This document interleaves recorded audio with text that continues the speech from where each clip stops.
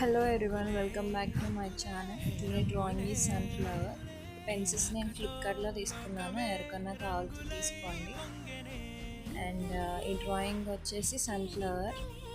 దీనికి కావాల్సిన ఇమేజ్ అనేది నేను గూగుల్లో తీసుకున్నాను. మీకు కావాలి అంటే తీసుకోండి ఏదైనా ఇమేజ్.